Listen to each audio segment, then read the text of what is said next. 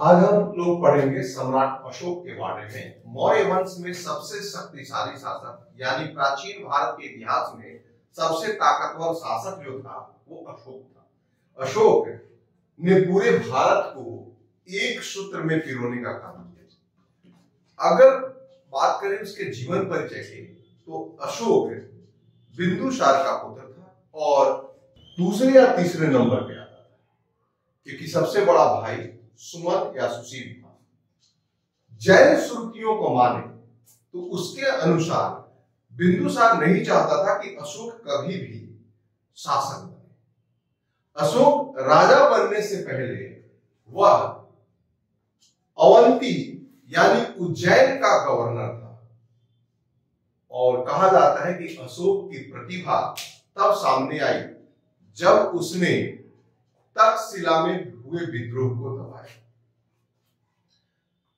Ashok 273 BC में जब बिंदुसार की मृत्यु हुई तो उत्तराधिकारियों के युद्ध में वो जीत गया और सिंहली स्रोत का मतलब होता है श्रवणकाई बौद्ध ग्रंथ, तो उसमें अशोकावदान के अनुसार इसने 99 भाइयों की हत्या की और तब गद्दी को प्राप्त किया।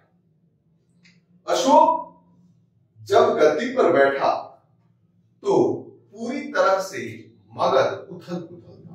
अशोक के गद्दी पर बैठने का मूल उद्देश्य आंतरिक विद्रोह था और बताया जाता है कि इसका एक भाई भागकर कलिंग में जा चुका।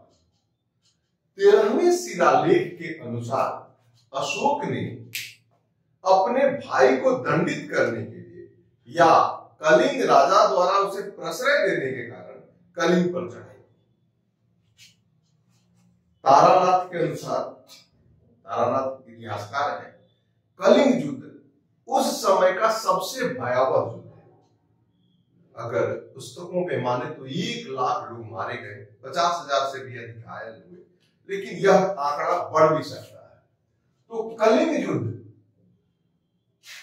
261 बीसी में हुआ, यानी उसके शासन के 8वें वर्ष, ये भी आता है 8वें वर्ष शासन में कलिंग युद्ध हुआ। कलिंग युद्ध में अत्यधिक लोग मारे गए और विधवाओं के कराह के कारण जो लोग मरे उनके आग में बच्चों के चिल्लाहट और घायलों के कारण यह उसके हृदय परिवर्तन हो गया और उसने बौद्ध धर्म स्वीकार किया। बौद्ध धर्म में अशोक को दीक्षा किसने दिया? तो सुसीम का, सुसीम एक श्रुति के अनुसार अलग अलग कंट्रोवर्सी मिलती है। सुसीम या सुमन जो था उसका भाई, सुमन का पुत्र निग्रोध इसके द्वारा दिया गया, या सिंहली श्रुति के अनुसार या उपगुप्त नामक बौद्ध भिक्षु, इसके द्वारा अशोक को बौद्ध धर्म में दीक्षा दी।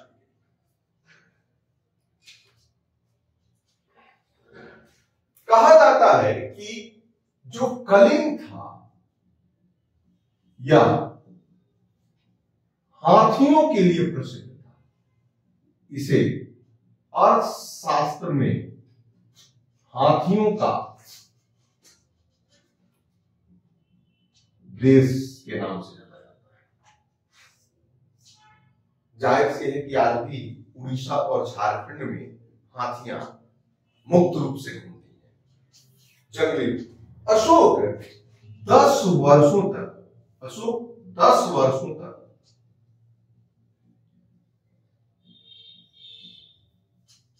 यात्रा कहने का मतलब कि बुद्ध से जुड़े जिन जिन स्थान पर बुद्ध ने जन्म लिया, दीक्षा लिया, उस स्थान पर वो गया। और याद रहे यह सबसे पहले, मतलब जैसे जहां ज्ञान प्राप्त हुए तो 10वें वर्ष यानी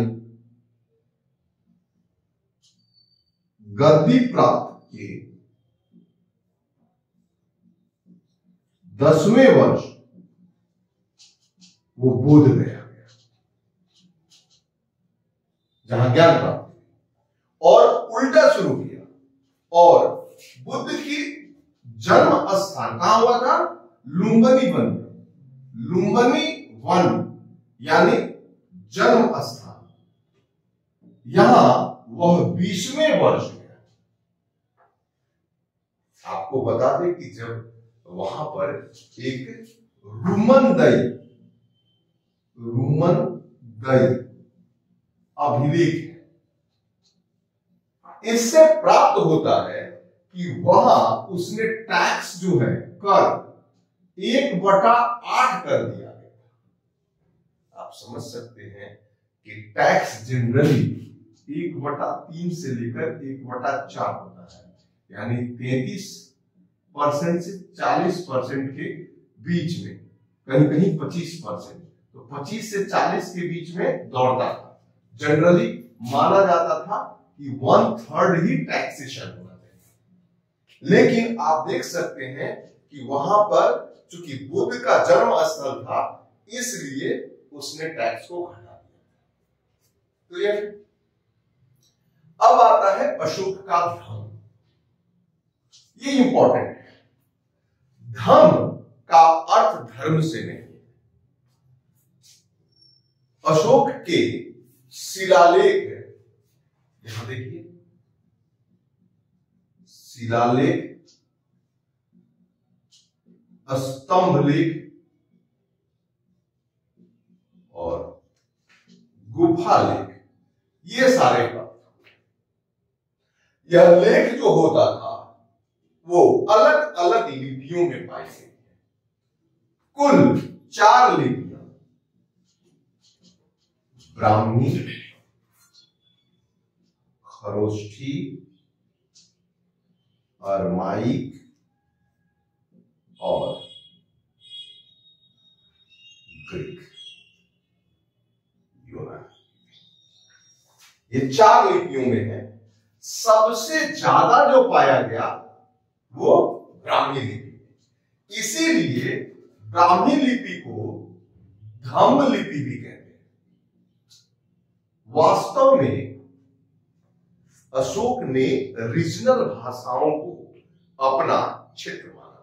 अगर इसका विस्तार देखें, बंटवारा देखें, तो जो उत्तर भारत के मैदानी क्षेत्र था, यहां मैक्सिमम ब्राह्मी का प्रयोग किया।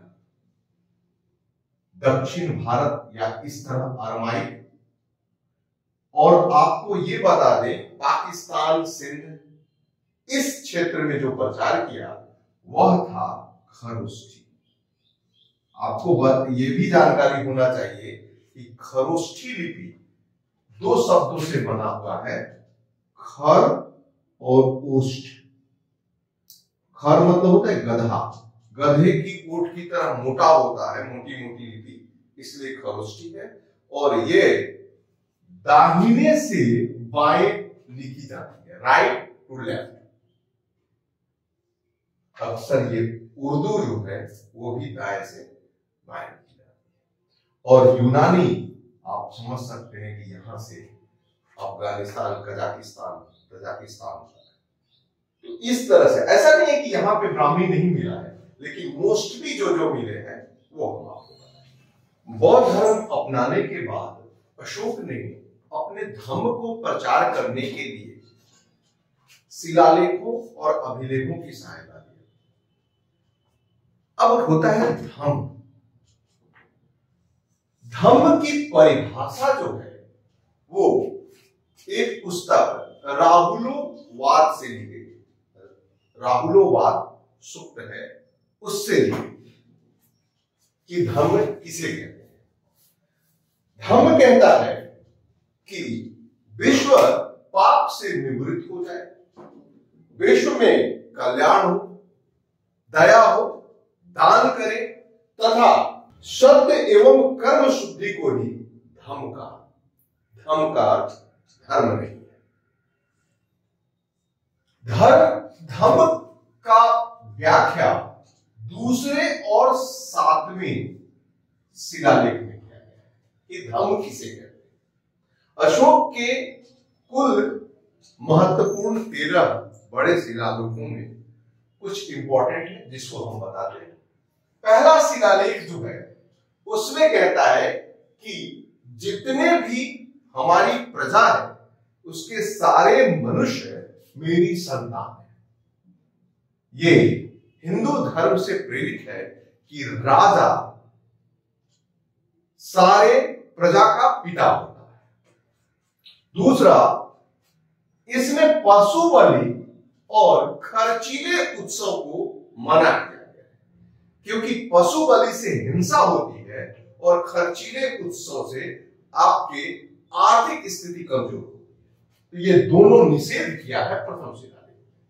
द्वितीय शिलालेख में एक तो धम्म की व्याख्या की गई है और लोक कल्याणकारी कार्य, लोक कल्याणकारी कार्य ये होते हैं जो आम लोगों को सहायता करें, सड़क, सराय बनाना इत्यादि। तो ये सारे कार्य जो है वो अशोक ने द्वितीय शिलालेख में बताया है। और पशु का भी चिकित्सा की व्यवस्था हो और मानव का भी। इसके अलावा प्रांतीय राज्य यानी संगम राज्य जिसे चेर, चोल, पांड्य का कहते हैं। यही नहीं, ये दक्षिण भारत के जो मुजरिस, ये बंदरगाहों के बारे में भी इसमें वर्णन मिलता है। यहां तक कि श्रीलंका जहां पे उसने अपने बेटों को प्रचार के लिए भेजा था उसका भी उल्लेख द्वितीय शिलालेख। तृतीय शिलालेख में मिलता है कि हरेक प्रांत में एक एक अधिकारी नियुक्त होंगे जिसको आप मंत्री कह सकते हैं या प्रोविजनल ऑफिसर। तो प्रोविंस के जो ऑफिसर होंगे उन्हें राज्युक कहा जाएगा। यही नहीं, पांचवें शिलालेख में कहते हैं कि प्रत्येक धम्म के लिए एक एक प्रचारक अधिकारी होंगे जिन्हें धम्म महामात्र होंगे। वे उनके कार्य दिए गए हैं शिलालेख पर और सामाजिक व्यवस्था को, सुरक्षा को बनाए रखने के लिए ये नियुक्त किए जाएंगे। 12वें शिलालेख में सभी धर्मों के प्रति प्रेम दर्शाया गया है, यानी सारे धर्म एक समान है और किसी भी धर्म के प्रति न रोष न गुस्सा। 13वां शिलालेख सबसे इंपॉर्टेंट है। इसमें कलिंग युद्ध का वर्णन है। कलिंग युद्ध एक विध्वंसक युद्ध था और जिसे करने के बाद वे काफी अफसोस किए थे।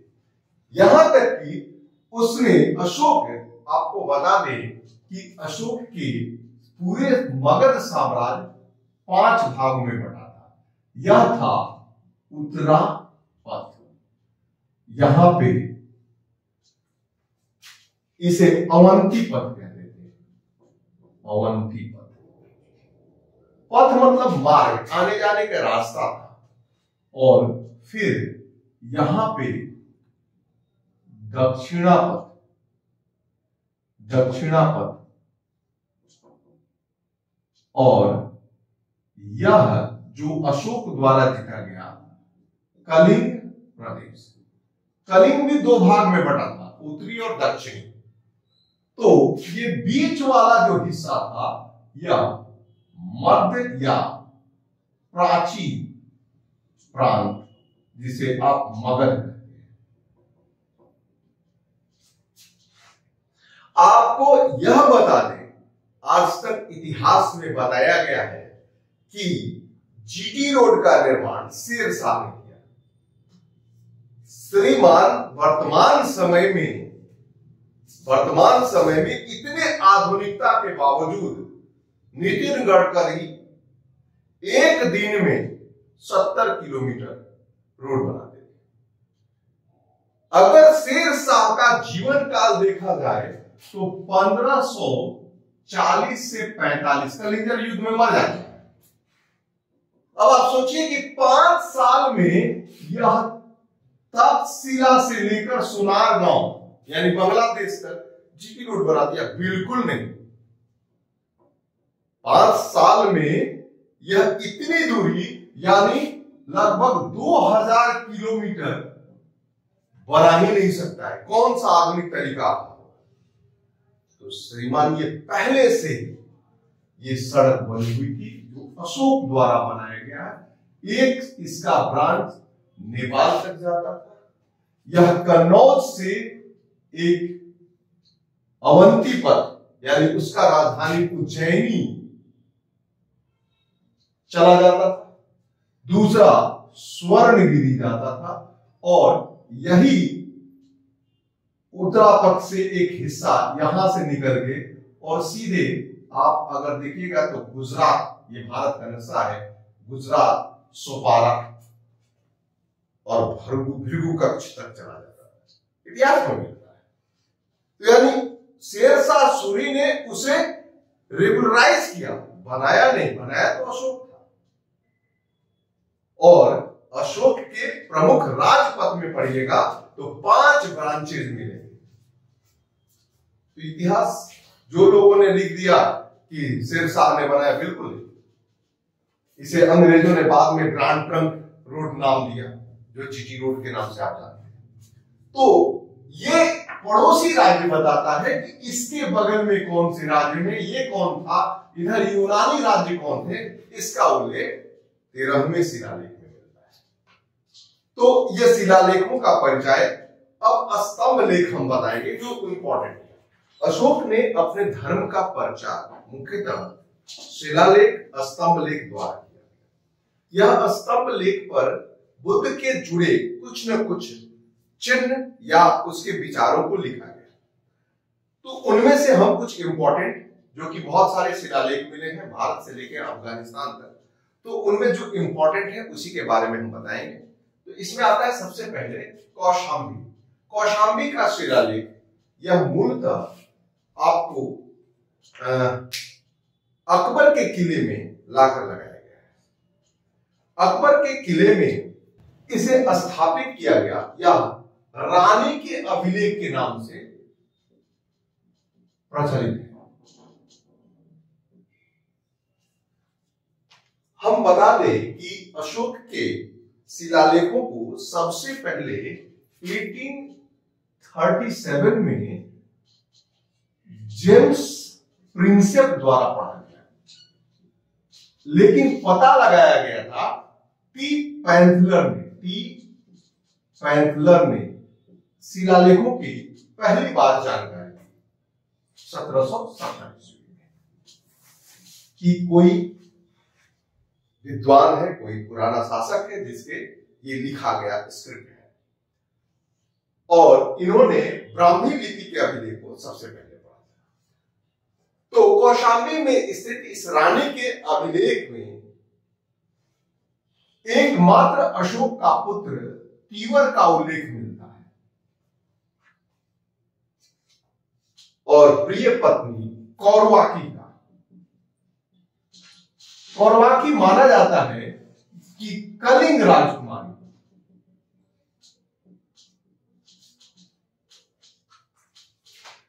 दिल्ली में स्थापित जो कि मेरठ और टोपरा से फिरोज शाह तुगलक द्वारा लाया गया। फिरोज शाह तुगलक ने इसे दिल्ली में स्थापित किया था। ये मेरठ और टोपरा से उठाकर लाए गए शिलालेख। लौरिया, अरेराज, रामपुरवा, नंदनगढ़ या बिहार के मोतिहारी और बेतिया जिले में खंभों के ऊपर अशोक से संबंधित विभिन्न प्रकार के, जैसे लौरिया नंदनगढ़ में वृषभ है, अरेराज में शेर है, तो इस प्रकार इस पे कोई ना कोई जानवरों के चित्र मिलते हैं इस स्तंभ का। सारनाथ का स्तंभ इसमें सबसे इंपॉर्टेंट है। यह वाराणसी से 18 किलोमीटर दूर सारनाथ यहां एक स्तूप भी मिला है और कहा जाता है कि बुद्ध ने अपना पहला उपदेश सारनाथ में ही दिया। तो यहां पर एक पिलर है जिसके ऊपर 4 मुंह का शेर मिला है,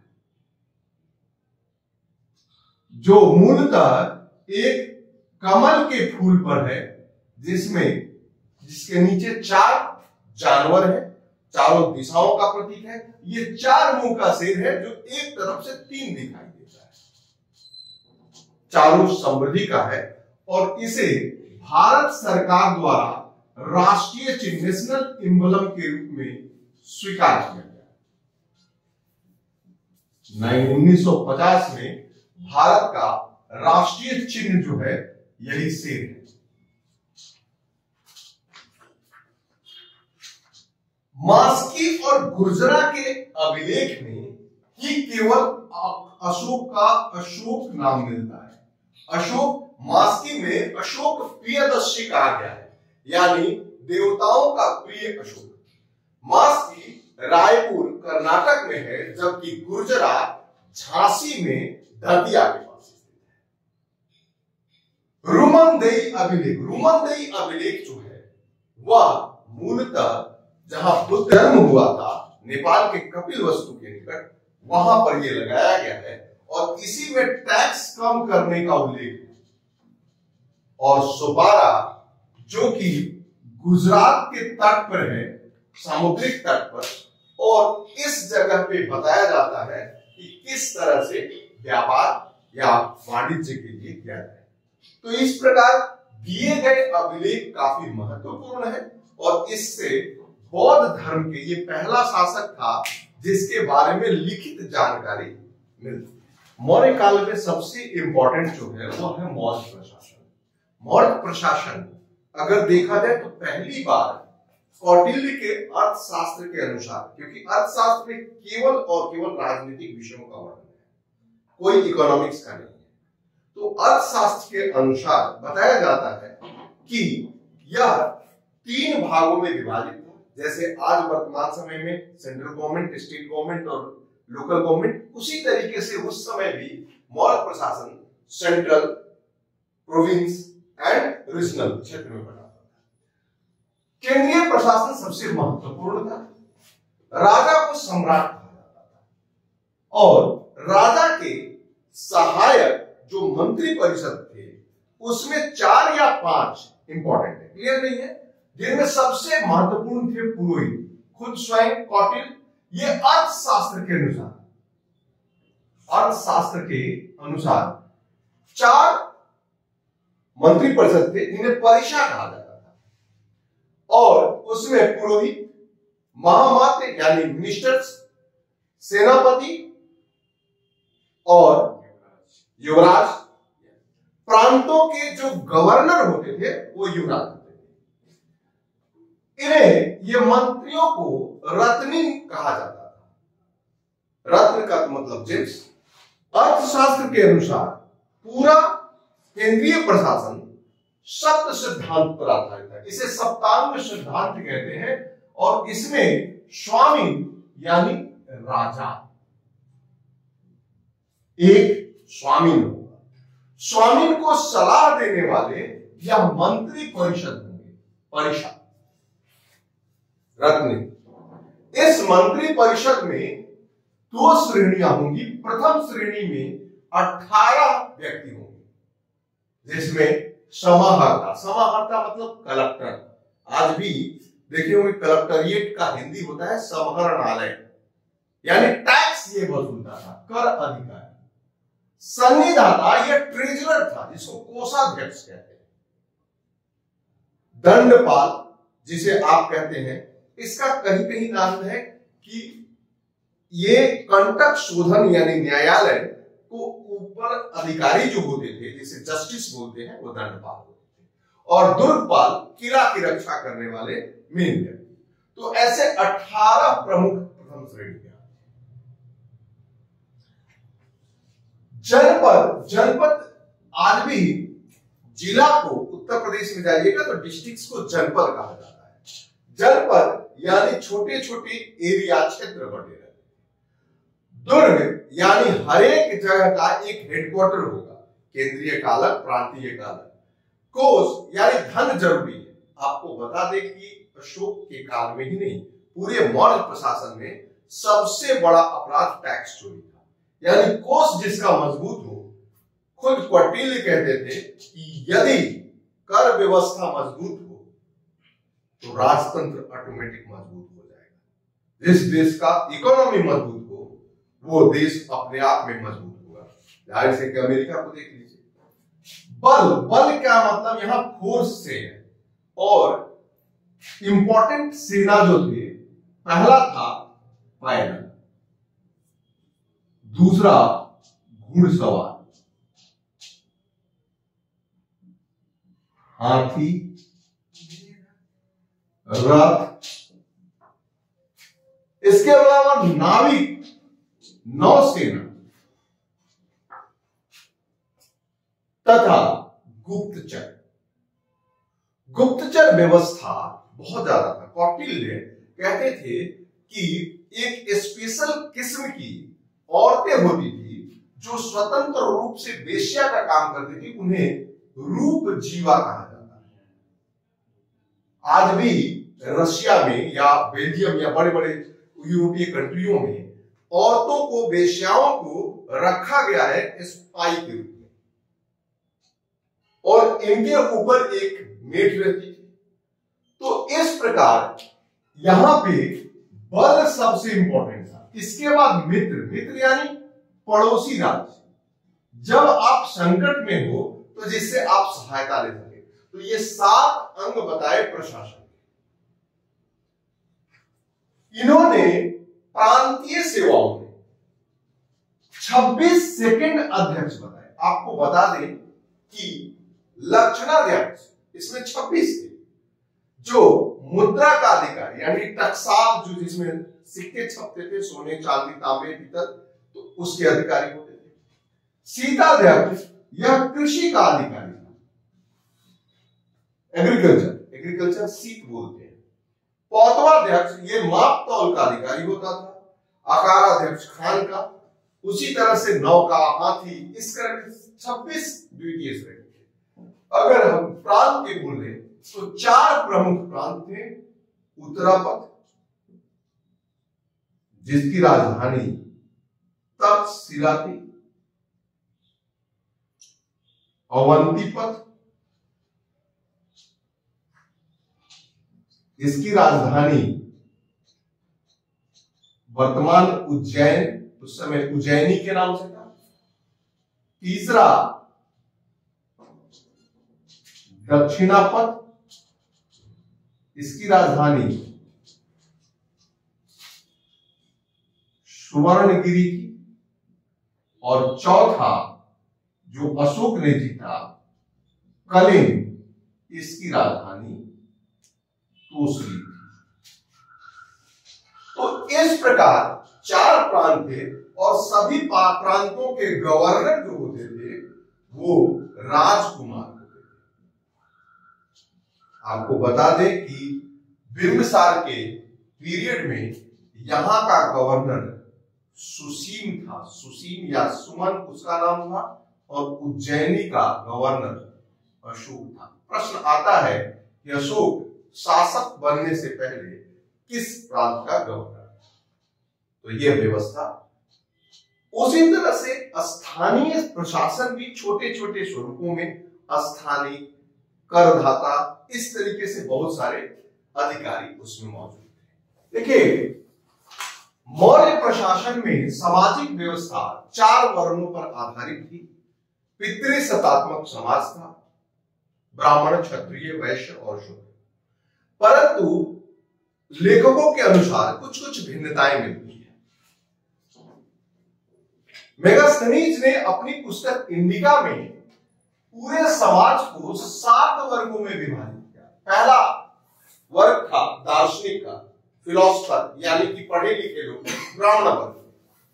दूसरा वर्ग जो कि शूद्र कह सकते हैं, वो किसान काज करते थे। तीसरा वर्ग जो थे वो व्यापारी थे और अहिर यानी दुग्ध का काम करते थे। चौथा कार्य जो थे ये भी निर्माण कार्य करने वाले रथकार और शिल्पी थे। पांचवा सैनिक थे।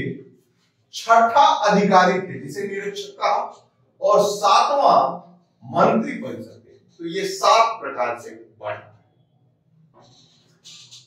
अब जहां तक आता था कि समाज में महिलाओं की स्थिति 2 प्रकार से थी। एक जो घर में रहती थी घरेलू महिला, उसके लिए अर्थशास्त्र में अनिष्किनी मिला है, यानी वो घर से कभी नहीं निकलती। और जो घर से निकलती थी उनमें मैक्सिमम उसने वेश्याओं को रूप जीवा कहा है, जो अपने रूप के प्रति पैसे देती। आपको यह बता दें कि अर्थशास्त्र में एक शब्द मिलता है आर्य, और आर्य सूत्रों के लिए प्रयोग किया गया है अर्थशास्त्र। जबकि जिसे आप शेड्यूल कास्ट अभी कहते हैं, वो अर्थशास्त्र में आर्य है। लेकिन एक निकृष्ट जाति मलेच्छ होते थे, जो जिनका काम चमड़ा का या कसाई का काम था, उनको शूद्रों से भिन्न रखा था। अर्थशास्त्र में ही बहुपत्नी का परिचय दिया गया। एक राजा कई शादी कर सकता था। यहां पर तलाक शब्द का प्रयोग किया गया, यानी तलाक का पहला उल्लेख अगर हिंदू धर्मों के किसी बुक में मिलता है वो अर्थशास्त्र है, और इसके लिए जो शब्द यूज किया गया है वह था मोक्ष। सच्चाई भी है। तो यह इन्होंने यूज किया था। जहां तक कि दास की बात है, दास प्रथा, मेगास्थनीज ने अपने इंडिका में तथा स्ट्रैबो ने अपने भूगोल में मेगास्थनीज और स्ट्रैबो, ये दोनों मानते हैं कि भारत में कोई भी दास प्रथा नहीं था।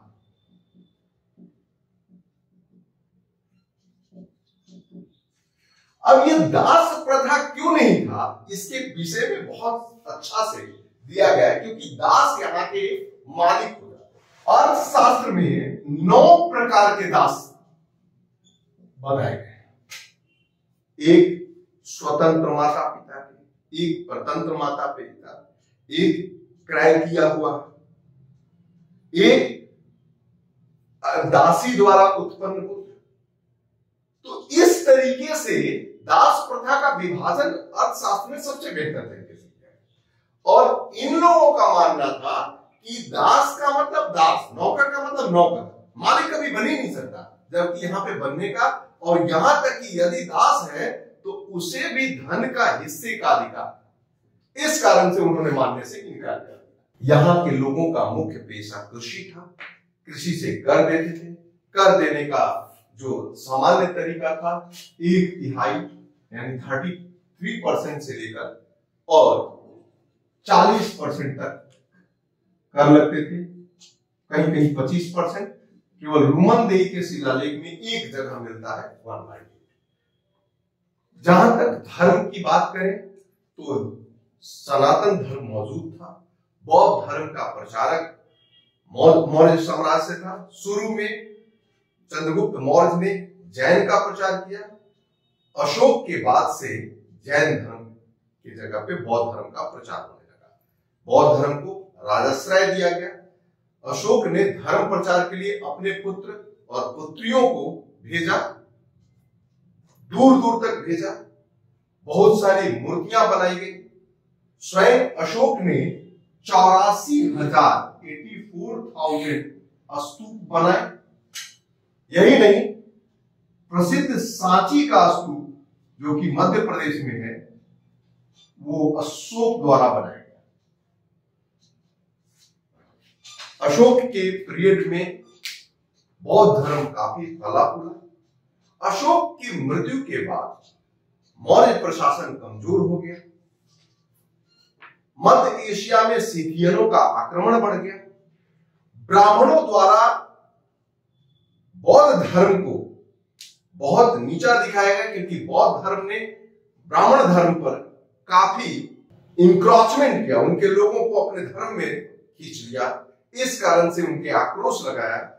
आने वाले जो राजा थे, जो ब्राह्मण राजा थे, पुष्यमित्र शुंग ने 300 बौद्ध भिक्षुओं को कटवा डाला। और कई कारण हैं, जिनमें एक और कारण है कि सीथियन के आक्रमण हुए, कमजोर उत्तराधिकारी हुए, और इस कारण से बौद्ध धर्म का पतन हो गया। ठीक है।